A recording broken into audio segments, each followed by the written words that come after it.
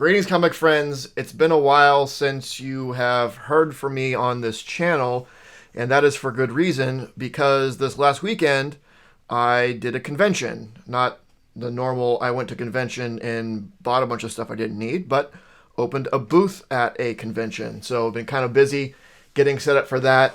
It's been a while since I did a TGIW because I've been getting ready for that. I haven't even touched last week's new books, and new ones are coming out this week in a couple days, so I'm gonna have to play some catch up there. But yeah, did a convention with a friend of mine, had a lot of fun. So I just kind of wanted to talk about my experience with that, and of course I did pick some stuff up while I was there. The last time I did anything like this was at, it could hardly be called a convention because there were like 5 or 6 dealers there, and it didn't go well just because the type of people that it drew in weren't the type of people that were looking for the stuff that I had. But I teamed up with my buddy this time for QuadCon, which comes around 2 or 3 times a year, and I always go when it comes around to buy stuff. I'm sure I've got plenty of videos out there of stuff I've bought at QuadCons. But, one of the main reasons that I did this one was because my buddy had a bunch of personal stuff that he'd accumulated too much, wanted to get rid of it, wanted to sell it. He had comics and toys, pops, trades and omnibuses and all that kinds of stuff. And he's like, he just needed to downsize.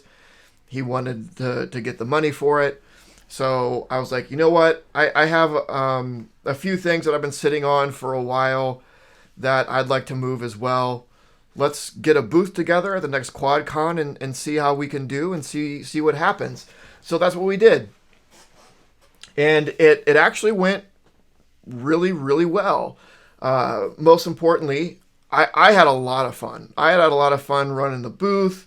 My buddy was there as backup, and he was keeping records of things that were sold because we had stuff, that was my stuff, his stuff. There was some other stuff for a buddy of ours that we put up, so we need to keep track of who sold what. But for the most part, I was just kind of running the booth and talking to people and trying to find what they were looking for, see if we could help them out. And it was great. It was so much fun. Like, people coming in looking for, like, hey, I'm looking for this. Like, I have a little bit of that, or I don't have that, or maybe I saw some of that at some other booth just to help them out, help them find what they were looking for. But yeah, and just, I don't know, just communicating with people and talking comics about stuff. There were people that come up, and I had some turtle stuff that I had, so some turtle fans came by and we talked turtles. And there's one thing that I sold to somebody that he was interested in. We were talking turtles for a little bit, and he's like, I'm kind of interested in that. Like, you know what? Thanks for sitting around and talking turtles with me. I'll give you it for this. And he walked away happy with getting a good deal. I was happy because I sold it and got to chat with him for a little bit. So stuff like that is just fun. We both had a number of friends that showed up, if anything, just to say hi, which was great. Just to see friends, like, hey, come check out what we're doing. To buy anything, just come say hey. And it was a lot of fun. My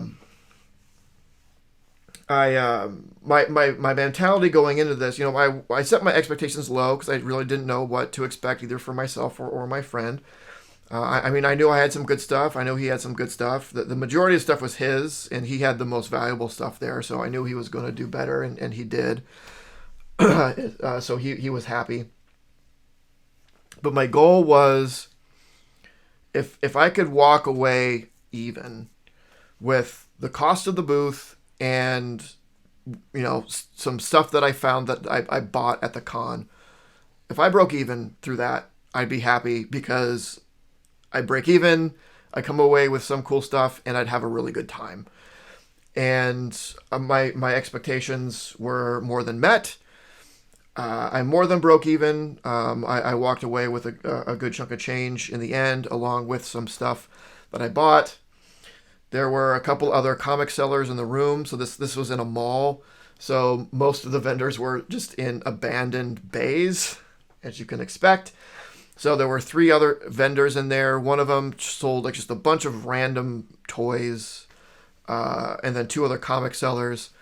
And everyone got along really well, having fun with each other, joking around with each other, um, and talking shop a little bit. It was great. There's one of the vendors bought a couple of horror books that I had. Ended up buying one of his books, which I'll talk about in a second. One of the other vendors, when it was time to shut down, let us borrow his like big dolly, which was saved us like 5 trips with our little 2-wheeler that we came with. We didn't invest in a big dolly or anything because, one, I don't think we had a vehicle to transport it, but it was, we were just doing this con once and let's see how it goes. We weren't going to be investing in anything like that. But it turns out it went well and had such a good time. We'll probably do it the next time that QuadCon comes around. So we're excited for that. But yeah, a lot of really good experiences, talking with customers and making some really good deals with people so that both of us walk away happy. I definitely tried to be the vendor that I would like to deal with, in the way that I'm willing to, negotiate and the way that things are set up and all that. So I think that we were successful in that. So I hope people that did come to our booth, whether they bought anything or not, had a good experience. I mean, there were, I'm not gonna say there were any bad experiences, but there were some experiences that were kind of like, really? When like someone shows some interest in something and like, I'll tell you what, I'll cut this off, and they're still like, nah, like, I'm trying my best to help you. Just kind of strange stuff, but there's all kinds that kind of come to those cons, and that's what's great about the hobby is that it does attract all kinds of people, and it's a fairly welcoming community. So really good experience, and I generally speaking, when it comes to one-on-one conversations, I can be pretty introverted, but when it comes to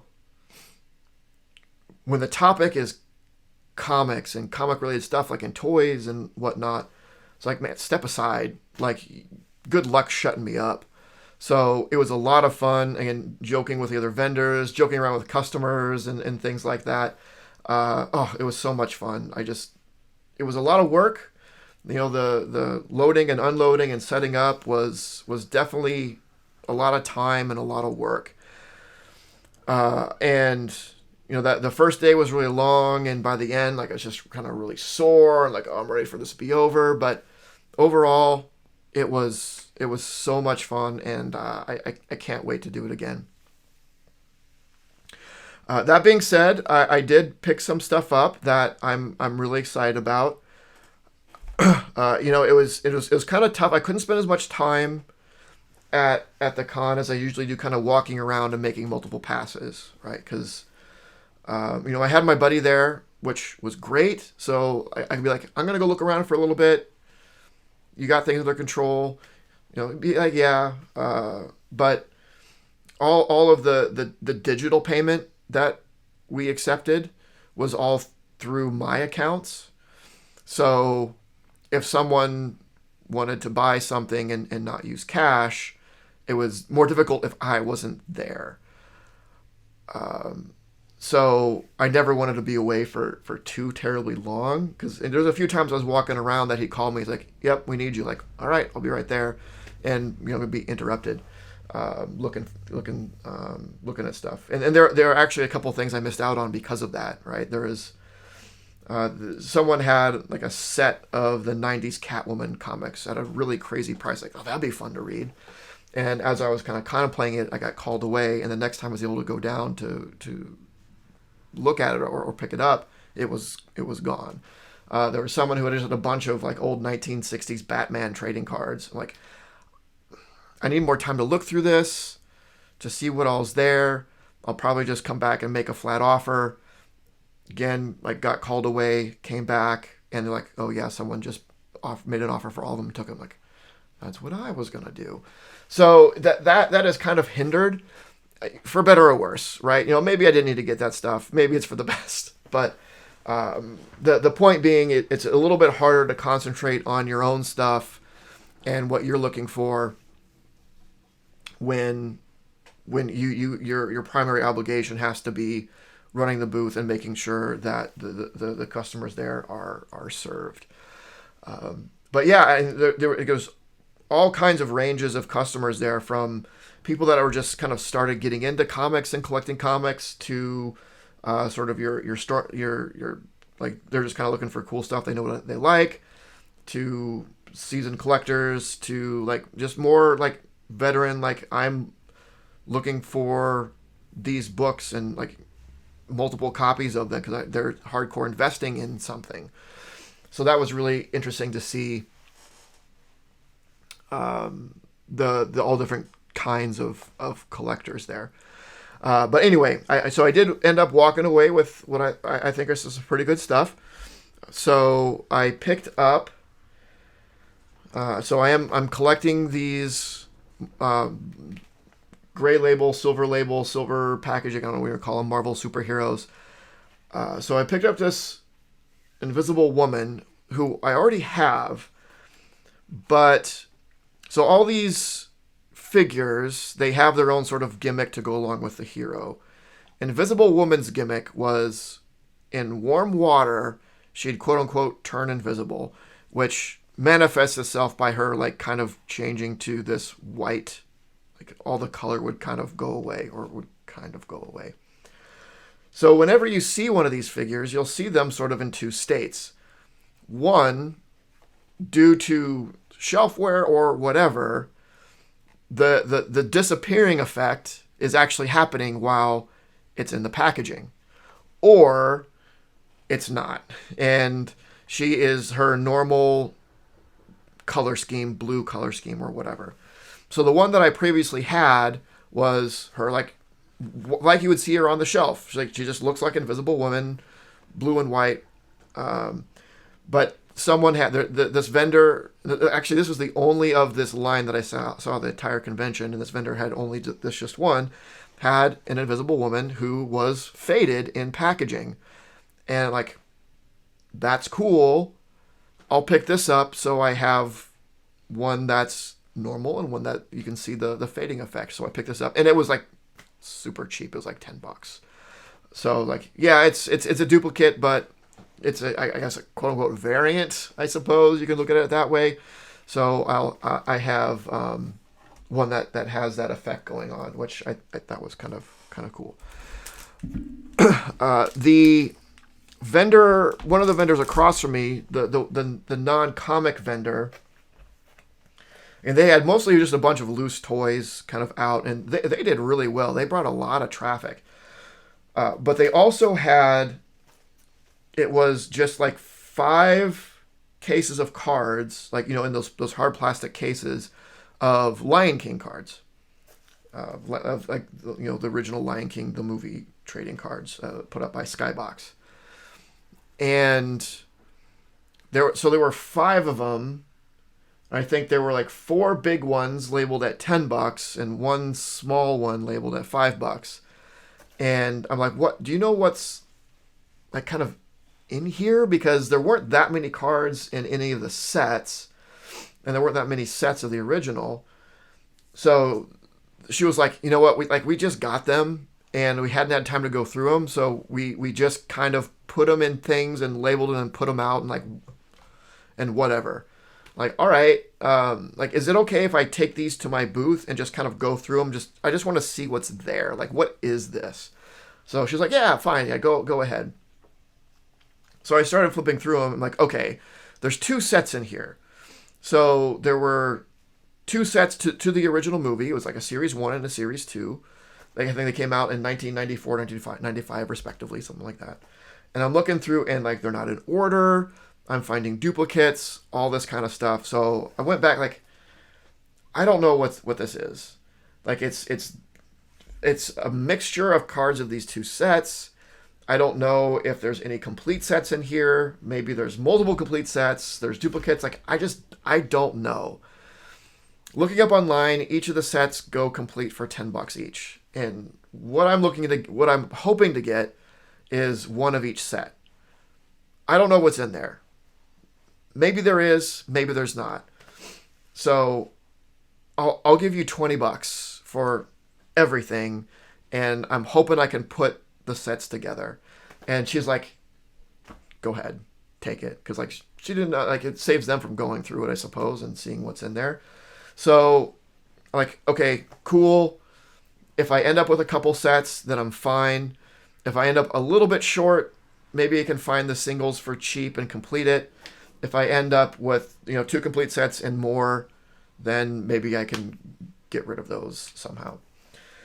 So I did that, and then that night when I got home, as a little bit of a wind down, I like to organize my cards. I did it, and I ended up with a full set of Series 1, almost a full second set, and 2 full sets of Series 2, and then some additional duplicates or whatever. So I got out of it what I wanted, plus a little bit more. So I was happy with that. Hopefully I can at least sell that second complete set. But I don't feel bad for getting that out of it, paying for basically 2 sets because I was taking the risk. I did the work of putting them together and figuring out what was in there. So I think it was all fair. But I've since put them in a binder. So I have the first 2 sets of the Lion King. One thing, and this is I really like the second set because it starts out with like this concept art, which is super cool. I really like the Simba riding down the neck of the giraffe, and I really like the Zazu. I think it's just really cool concept art. The issue with this set, so there's 2 pages of puzzles, but in order for cool puzzles, and they did it so the 9 pieces of the puzzle show up on one page, but they don't show up in order. So I actually have to have these cards out of order in order to have the puzzle. So like this is number 100, 101, 102, where it should be 100, 101, 102. But in order to get the puzzle to make sense, I had to put them out of order, which is kind of cringy, but I decided that having the image together was better. And there's actually 2 puzzles. In the back is also smaller puzzles of Pride Rock here, and just various other scenes on the other one. But yeah, it was a really cool set. I like collecting cards. Lion King was one of my absolute favorite movies growing up, so I was like, let's do that.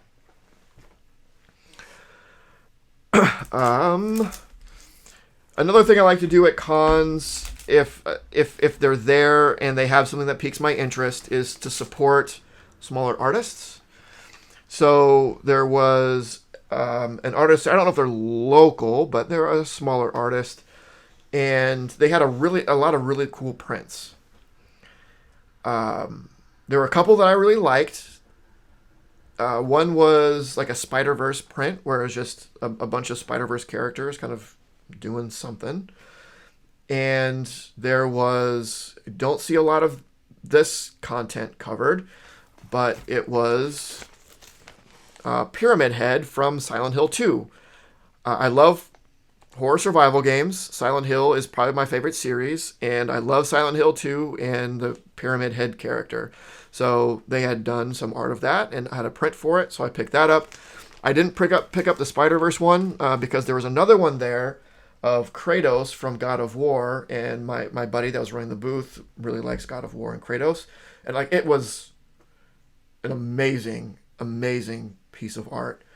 So they had a deal where it was like 15 for 2 or 15 each or 25 for 2. So I showed him, I took a picture of the Kratos ones, like, hey, you want this? Go in with me on the 2 for 25, and I'll get this one and you get that one. So he got the Kratos and I got the Pyramid Head. But super cool. I don't know if I'll get it framed and put up.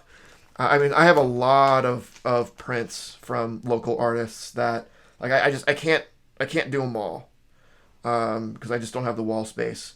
But this one, it's so unique that I might. But if you, he had a lot of other great stuff. So if you're interested, it's Poly Art Drawings. It's Poly at polyart.com. Facebook is at polyart99. Poly Paulie. So check him out. Like, if anything, go check out that Kratos because it was amazing. He said that the original was like really big. So when it was brought down to the smaller size, it looked even better because it just looked super detailed. But it was pretty amazing. And then I only picked up 2 books.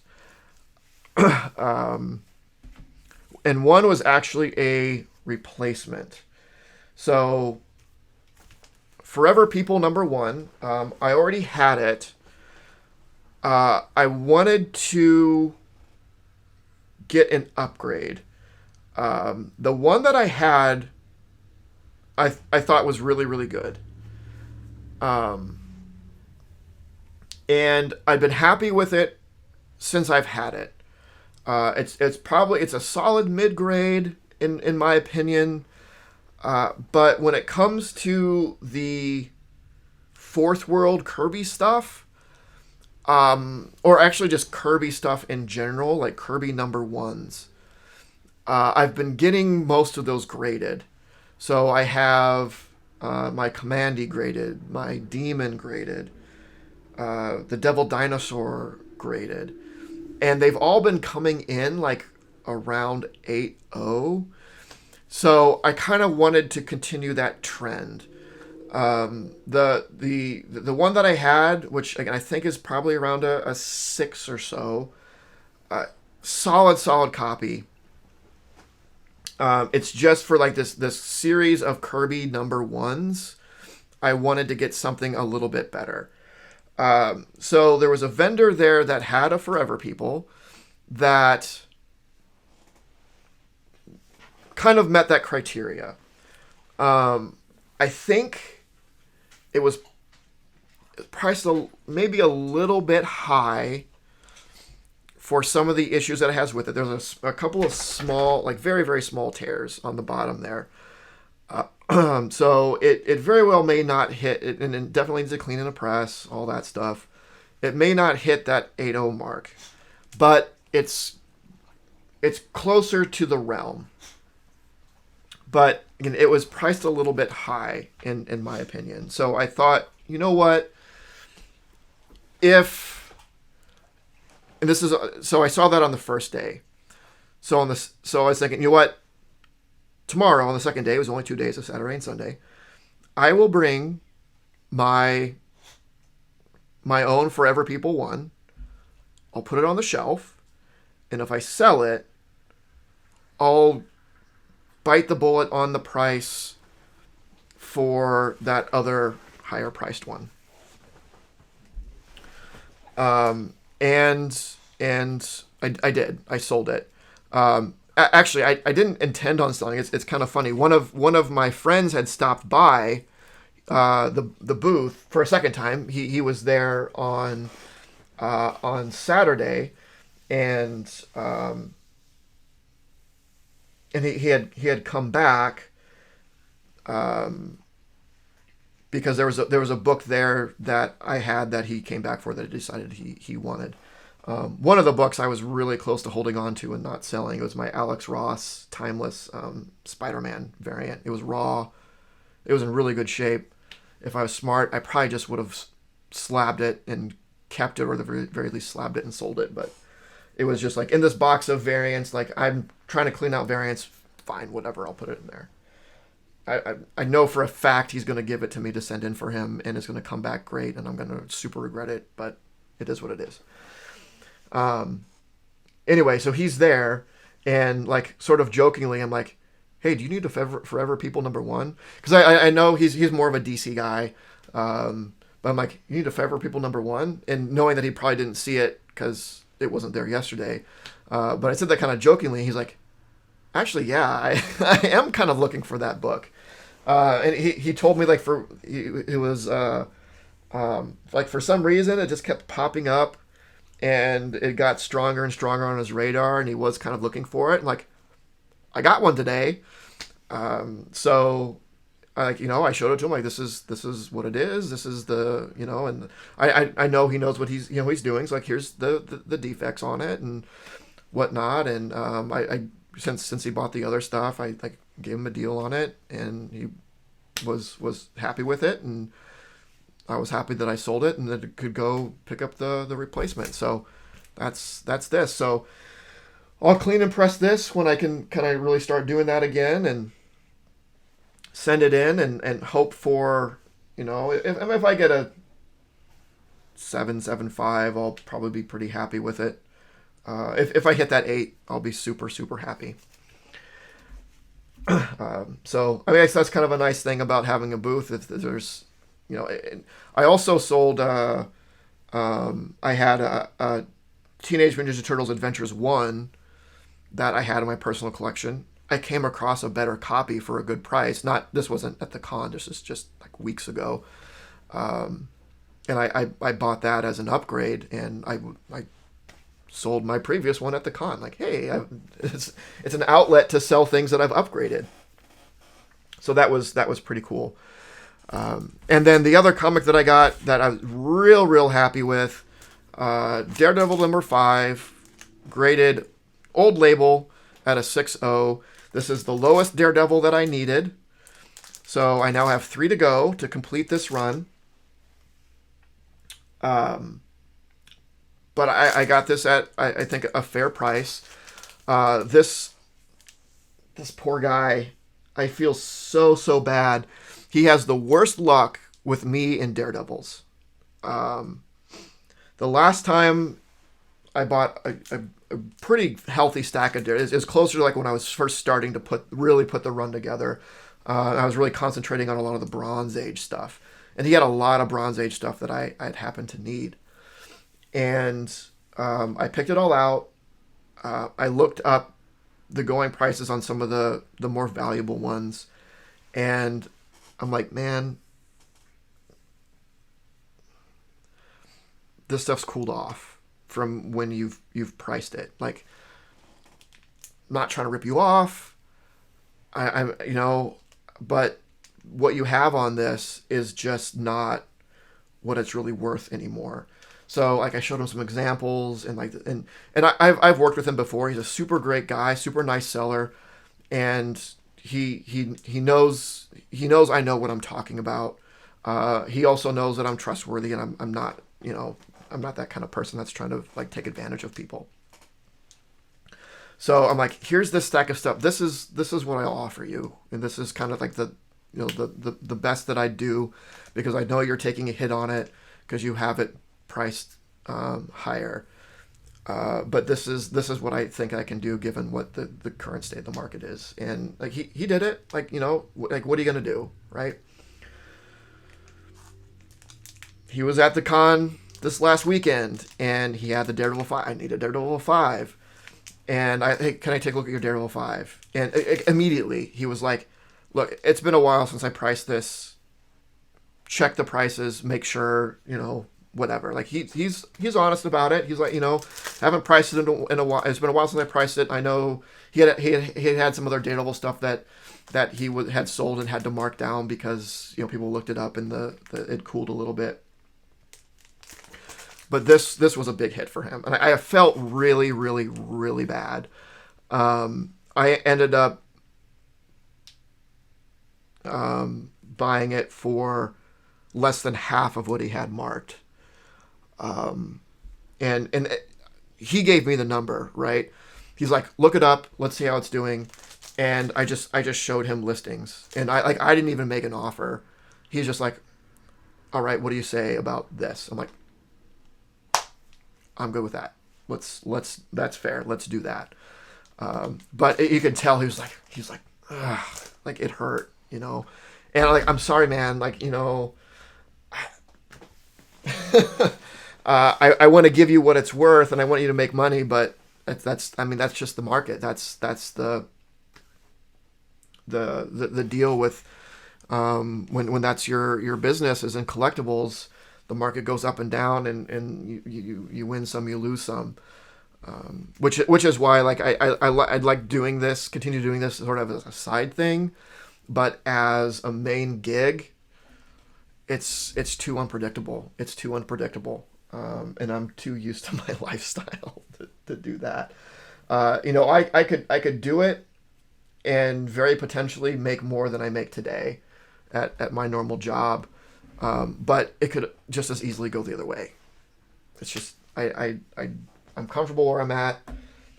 Let's maintain that level of comfort. Now, years and years from now, when I retire, who knows? Maybe it's something I'll do because I don't need to do it. I'll just kind of do it for fun. But that's everything I got at the con. There's something else that I picked up in the last couple of weeks. I figured I'd just show it because I'm showing stuff. This wasn't at the con, but it was a good pickup for me. And that's Invincible Iron Man number 54. So this is the first appearance of Heather Douglas Moondragon. Not the most significant book in the world, but it was important to me. I've been wanting to get this for a while because it is the last of the first appearances of the members of Infinity Watch that I needed. So I now have the first appearances of all members of Infinity Watch, which is like one of my favorite teams. I love Infinity Saga, Gems, and Infinity Watch. I've read through all of Infinity Watch, which was, the so bad it's good sort of thing.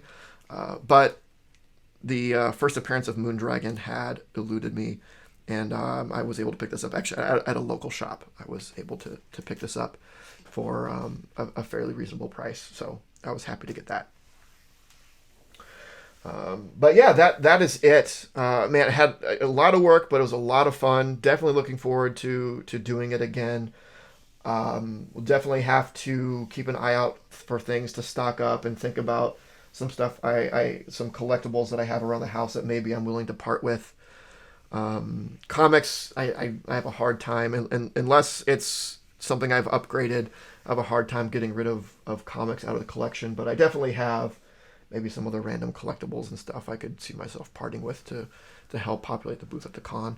But it was a lot of fun. So yeah, great experience. Picked up some really cool stuff that I'm happy with. Walked away with money in my pocket, which is always a big plus. So yeah, that was it. Let me know your thoughts.